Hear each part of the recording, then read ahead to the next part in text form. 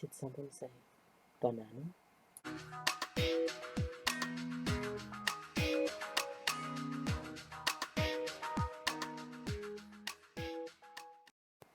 Hey folks, I'm Mrmasonluke, and today I'm going to be here reviewing some products from Banana Prosthetics.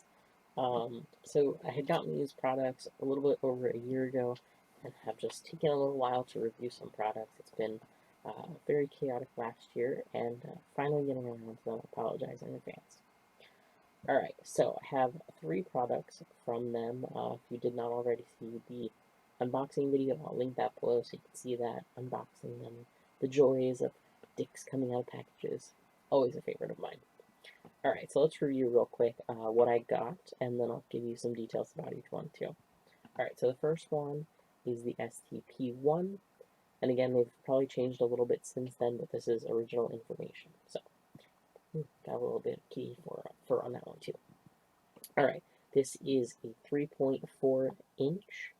It is a shade 2.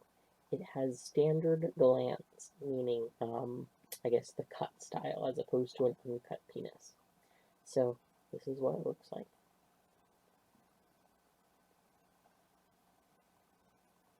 Yeah, you too. Alright, so that's number 1. Alright, the next one is the Stroker. This is a shade 3, beige, and I'll also give you the Canadian prices too, I guess. So 125 Canadian, 40 Canadian, and then this is the Packer number 4. This is a 2.5 inch. This is the light with standard glands, and this one is also $40. Shipping from Canada to the United States was around 40 Canadian dollars, and the dollar to Canadian dollars isn't that big of a difference. I think it's like a little over $1 difference for the prices. So, so if you're in the U.S., $100 would be a little less than $100 when you convert it. If that helps. Alright, so let's go through. I'm going to do actually my favorite first for once. So my favorite and the most surprising was actually this guy. So I'm a huge fan of different types of masturbators. In my opinion, there can never be enough on the market. There are so many toys on the market, but not enough, I think, that are specific to trans men. So love always getting different masturbators. So this one in particular has ridging on the inside. So I'm going to show it to you. Unfortunately, I broke it over time from use, but here's what it looks like inside. So good thing and bad thing is that I used it well. The bad thing is I used it a little too well. So for me, the opening here was a little bit too small to start. This is probably about a 1.5 inch opening, if I had to guess offhand. Let me see if I have a measuring tape handy. I usually have one pretty close by, but of course today I might not. Nope, that's okay though. But it's about an inch and a half-inch opening, which to me is a little bit smaller. When I get the gender cat ones, I usually do a 1-inch opening for reference. So what I had to do with this particular one is I had to try to like pull on the silicone and unroll it a little bit, and then put it onto my growth to be able to stimulate. And then it suctioned on really well and stayed there really well. The downside was a little bit too many times of rolling it. I did end up breaking it. So if I'd say anything, great product. I just wish the opening was either a little bit bigger, or maybe they made multiple sizes in this one, because I do really like the idea of having the, penis shape. It also could work a little bit for packing if it wasn't too tight on your anatomy for too long of a period of time. And it does really work well for just staying on in general, like it grips. So, yeah, only downside was using it a little bit too hard, too much. It was a good thing in my opinion. It is still usable even with the rip in it. It just, it still stays on my finger pretty well. It just opens it a little bit more. So, and I can't roll it as much, nor do I need to. So, pros and cons with that. But that is the Masturbator. Okay, let's do this one next. So this one was not my favorite. To me, when I saw it online, I pictured it bigger than what it is. It's very, very, very, very tiny, like, nose tiny. Like, so picture a dick the size of your nose.